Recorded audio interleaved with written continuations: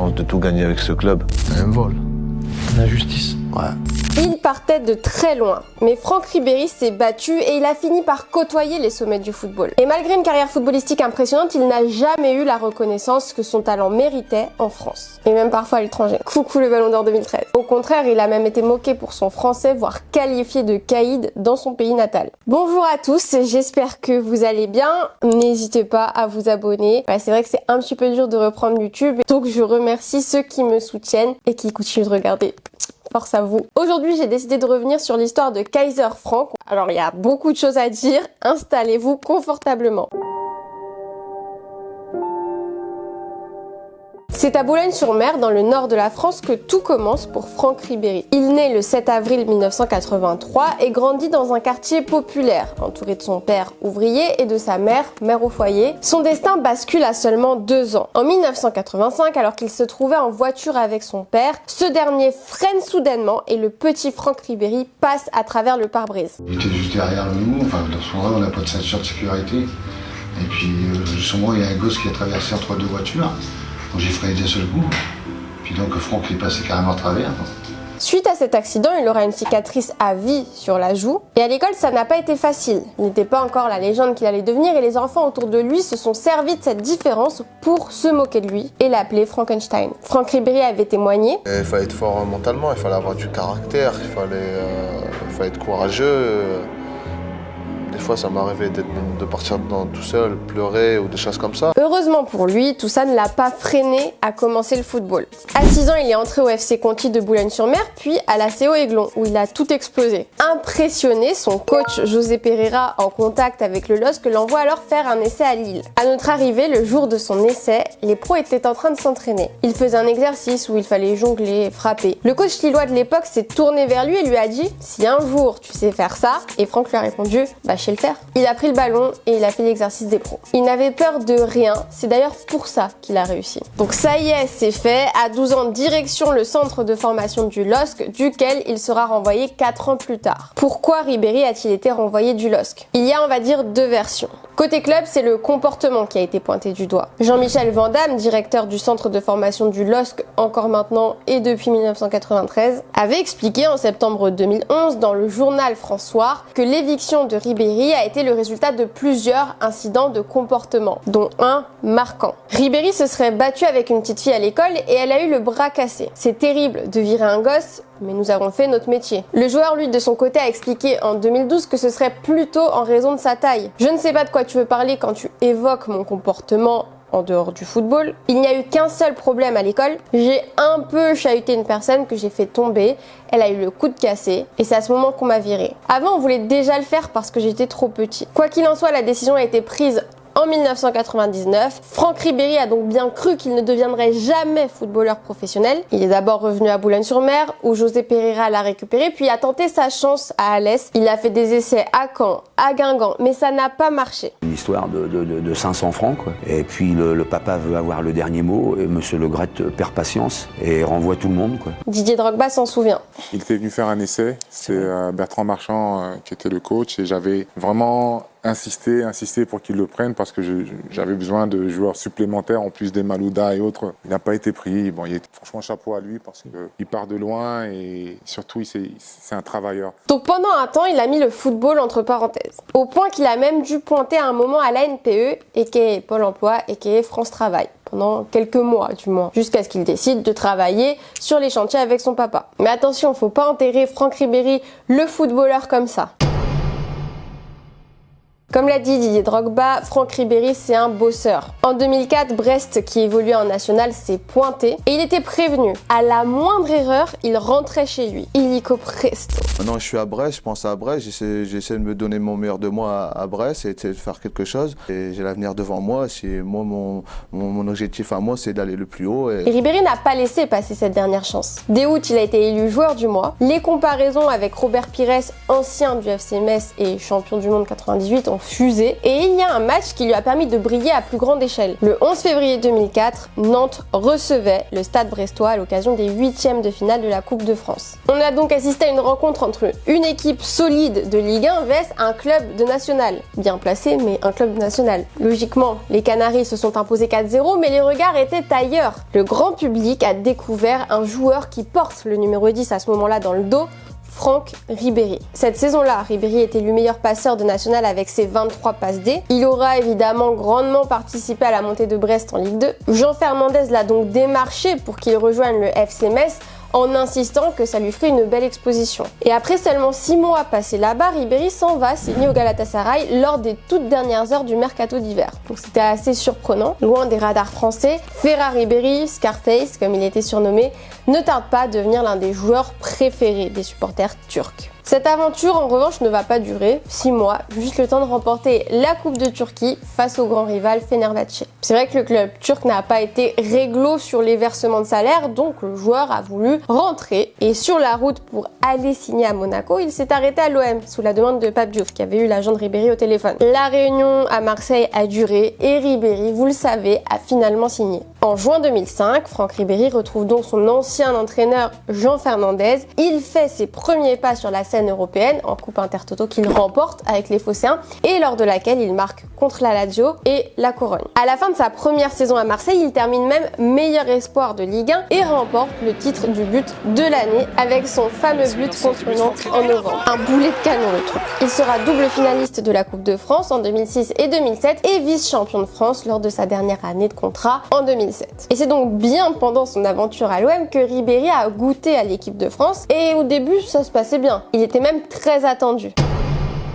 27 mai 2006. Ça y est, c'est le grand jour. Les Bleus affrontent le Mexique en amical au Stade de France. À la 75e minute, le petit nouveau, Ribéry, va faire son entrée en jeu, le numéro 22 dans le dos. Il est acclamé par tout le public. D'ailleurs, ce soir-là, c'est aussi le dernier match de Zizou au Stade de France et c'est sa 100e sélection. Avant la Coupe du Monde à venir, les Bleus ont fait un stage à Tigny. Et Franck Ribéry s'est super bien intégré et tous ses coéquipiers en ont été témoins. Et c'est vraiment une qualité qui est ressortie de beaucoup d'interviews de joueurs qui l'ont fréquenté dans les vestiaires. Il savait intégrer et se faire intégrer. Bon, après pas tous les joueurs, mais on y reviendra. Mais c'est vrai qu'il y a cette fameuse anecdote. Comme l'a raconté Zinedine Zidane, Ribéry lui a fait une blague. Enfin, pas qu'une, mais en tout cas, il y en a une qui l'a raconté. Et tous les joueurs autour l'ont regardé en mode « Est-ce que ça va le faire rire ou non ?» La blague, il m'avait lancé une boule de neige. Les autres joueurs étaient surpris sur moi, mais moi en faisant ça, je l'ai trouvé top. Ce n'était pas un manque de respect, ça montrait qu'il voulait se rapprocher. Il y en a qui n'osent pas. Franck, c'était tout le contraire. Moi, je n'aurais jamais fait ça. Faire ça sur Cantona quand je suis arrivée. Puis il y a d'autres aussi anecdotes qui sont ressorties comme une histoire de sel, a priori.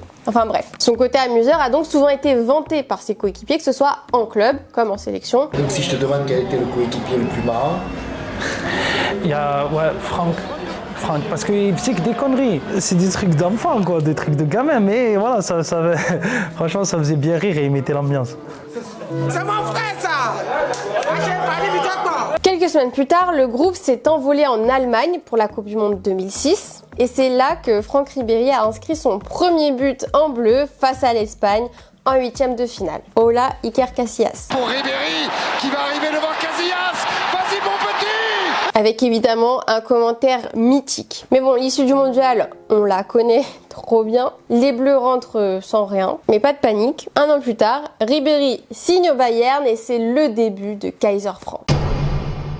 Juin 2007, après une saison de haut niveau à Marseille, Ribéry est courtisé par les plus grands clubs européens. Et c'est le Bayern Munich qui signe le Français pour 25 millions d'euros. Il devient alors le joueur le plus cher de l'histoire du club à l'époque. Et dès sa première année, Ribéry rafle tout en Allemagne. Il permet à son équipe de gagner la Coupe de la Ligue 2007, donc en pré-saison, en étant en plus le meilleur buteur. Il est élu meilleur joueur de Bundesliga et pose les bases d'un règne qui va durer plus d'une décennie. Pendant 10 ans, il forme avec Arjen Robben, qui est positionné sur l'autre aile, un duo mythique. Arjen Robben qui lui a signé en 2009. C'était l'une des paires d'ailiers les plus redoutables de l'histoire. Ses performances le font rapidement et logiquement entrer dans le cœur des supporters bavarois et de la presse allemande. Il sera carrément surnommé Kaiser Frank en référence à Franz Beckenbauer, légende du club, et légende qui a carrément avoué ceci. Quand nous l'avons engagé, c'est comme si nous avions gagné au loto. En Bundesliga, à l'échelle nationale, tout va à peu près pour le mieux. De temps en temps, un championnat est laissé à Dortmund, voilà, fallait bien laisser quelque chose à Klopp, histoire de, mais globalement, le Bayern rafle tout. En revanche, le chemin vers la Ligue des Champions est plus difficile et on le sait, et le Bayern connaît quelques coups durs, au point qu'en 2009, Ribéry hésite même à rejoindre le Real Madrid qui avait selon lui une équipe plus taillée pour la Ligue des Champions. En même temps, le Real Madrid is le Real Madrid. Mais patience, ça arrive. Ribéry reste, et en 2010, le Bayern se hisse jusqu'en finale. Première finale. Le Français n'aura même pas l'occasion de la jouer car il s'est fait expulser contre Lyon en demi. Et c'est vrai que privé de sa star, le Bayern s'est incliné contre l'Inter 2-0. Même équipe qui scellera le sort des Bavarois lors de l'édition suivante en huitième de finale. Et c'est vrai que le pire arrive en 2012. En 2012, c'est le drame à domicile. Le Bayern joue la finale de la Ligue des Champions à domicile contre Chelsea. Et après une ouverture du score de Müller, Drogba égalise en fin de match. Et au tir au but, le Bayern s'effondre. Ribéry, blessé, insiste, impuissant au cauchemar encore une fois. Mais vous l'aurez que trop bien compris, Ribéry et le Bayern ne sont pas du genre à abandonner. En 2013, rien ne peut arrêter Franck Ribéry et le Bayern. Ils écrasent la Bundesliga avec un record de points. Ils humilient le Barça 7-0 en demi-finale de Ligue des Champions et atteignent enfin le sommet. La Ligue des Champions qu'ils remportent 2-1 face à Dortmund. Franck Ribéry est élu meilleur joueur d'Europe par l'UEFA et devient le favori pour le Ballon d'Or. Logique. Mais une énorme déception l'attend, le vol, comme il dit, comme vous l'avez aussi peut-être pensé, le Ballon d'Or 2013. 13 janvier 2014, assis au Palais des Congrès de Zurich, aux côtés de Cristiano Ronaldo et de Lionel Messi, Franck Ribéry attend patiemment le nom du Ballon d'Or 2013. À l'époque, on prenait en compte toute l'année 2013. Au moment de l'annonce, il y a comme une erreur. Cristiano Ronaldo. C'est le nom de Cristiano Ronaldo qui est prononcé, alors que le Français était favori en raison de l'année de fou qu'il venait de réaliser. Et il avait tout raflé. Je pense qu'il le méritait vraiment. Pour moi, il devait gagner. Grande cicatrice. Avec le temps, là, on a oublié. Bon, après, il avait peut-être pas les mêmes stats que les deux loustiques. Et Franck Ribéry n'est arrivé que 3e, donc Lionel Messi l'avait également devancé. Et ce qui rend le verdict encore plus injuste et controversé, c'est que, de 1, la date de clôture des votes initialement prévue pour le 15 novembre 2013 a été repoussée de 2 semaines au 29 novembre 2013. Parce qu'à ce moment-là, il n'y avait pas assez de personnes qui avaient voté. Certains ont donc fait remarquer que le choix des électeurs a donc pu être influencé par la performance XXL de Cristiano Ronaldo en équipe nationale lors des barrages de la Coupe du Monde 2014. Parce que oui, tonton Cricri a claqué un triplé pendant ce délai supplémentaire. Bon, après, on peut quand même ajouter à cela les 69 buts marqués par Ronaldo sur l'année civile qui ont dû aussi impressionner le jury. 69, wesh. À noter que les électeurs qui avaient déjà voté pouvaient en plus modifier leur vote et donc prendre eux aussi en compte ces dernières performances. Après, attention, selon le directeur de communication de la FIFA à l'époque, Walter de Gregorio, le classement n'a pas changé entre le 15 et le 29 novembre 2013. Est-ce que c'est sincère ou c'est juste une grosse entourloupe de communication? Je vous laisse vous faire votre propre avis.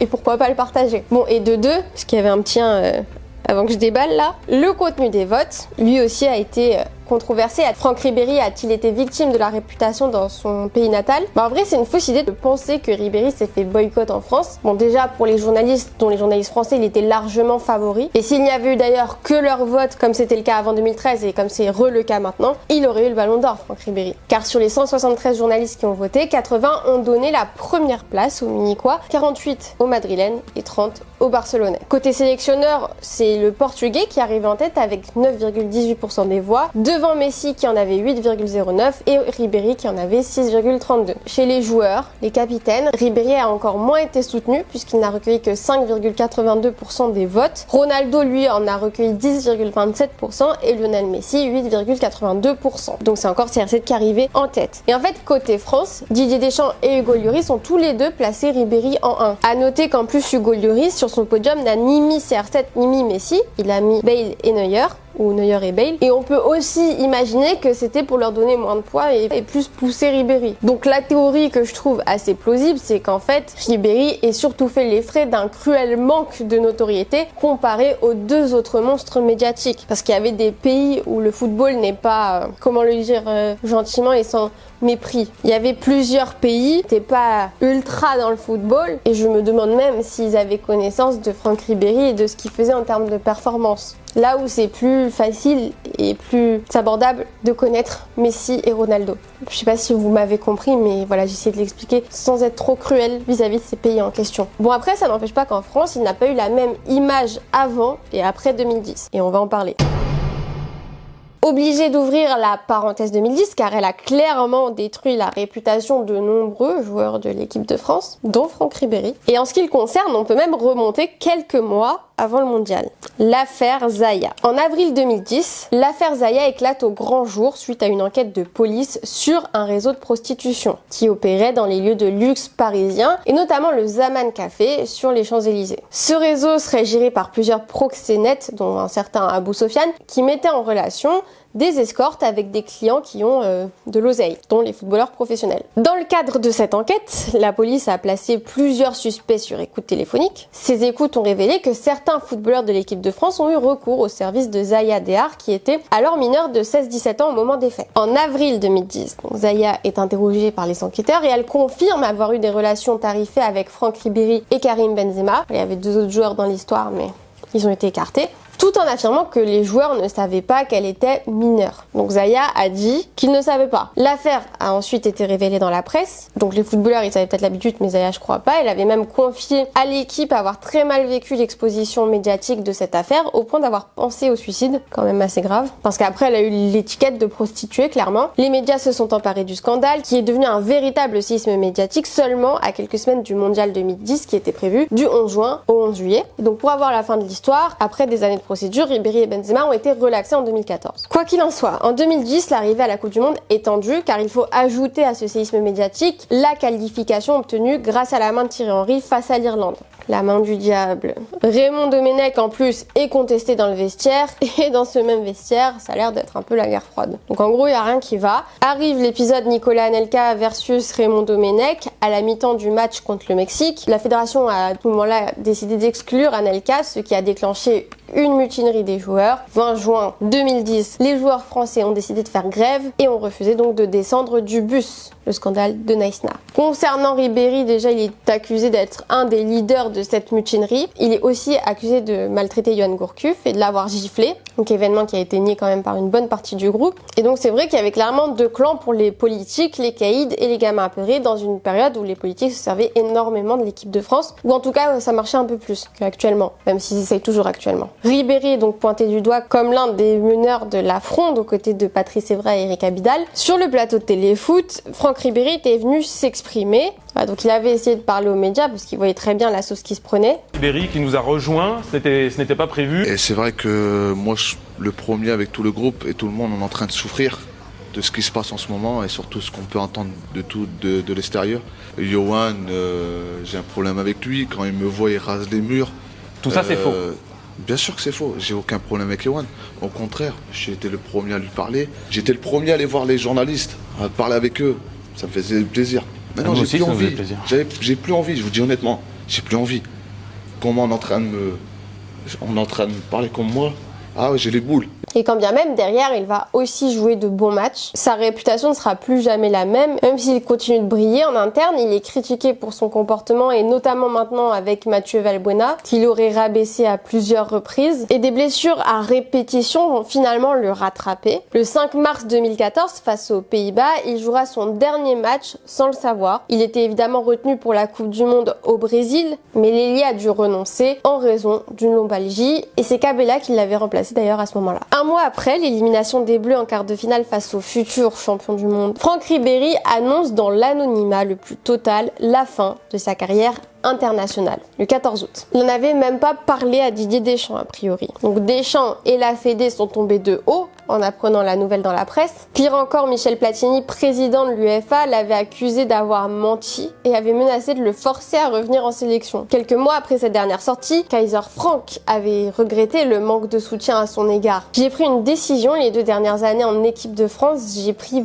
vraiment beaucoup de plaisir. J'ai été très important pour l'équipe de France, le meilleur buteur, le meilleur passeur. Je me suis éclatée, mais au final, quand j'ai eu ce petit problème au dos qui m'a privé du mondial, il y a eu de petites choses qui ne m'ont pas vraiment plu. Et j'ai senti que je n'avais pas de soutien derrière moi. Mais c'est une page qui est tournée et je souhaite bonne chance à l'équipe de France. En club, les blessures aussi ont fini par le rattraper, quand bien même en 2015 il nous avait averti qu'il reviendrait. Et il est revenu, hein. Mais on était quand même plus proche de la fin que du début. Et les au revoir aux supporters du Bayern Munich ont piqué les yeux. Dankeschön. Die Familie Ribéry, sie lieben euch. Mia Samia. 2019, après 12 ans de domination en Allemagne, 9 Bundesliga, une Ligue des Champions, un statut de légende, Ribéry quitte donc officiellement le Bayern à 36 ans. Il n'a clairement plus rien à prouver, mais il veut encore jouer. Et c'est l'Italie qui accueille Franck Ribéry avec respect, à la Fiorentina d'abord, puis à la Salernitana. Il continue de briller, mais c'est vrai que son corps commence à lâcher, enfin continue de lâcher, et en 2022, il annonce sa retraite. Alors Franck Ribéry a-t-il été un génie incompris, un leader malchanceux, ou un joueur au tempérament trop sulfureux pour les Bleus? Dis-moi toi ce que tu penses de la carrière de Franck Ribéry, de ce joueur, et n'hésite pas à t'abonner pour être au courant de la prochaine vidéo le plus rapidement possible. Des bisous et à bientôt.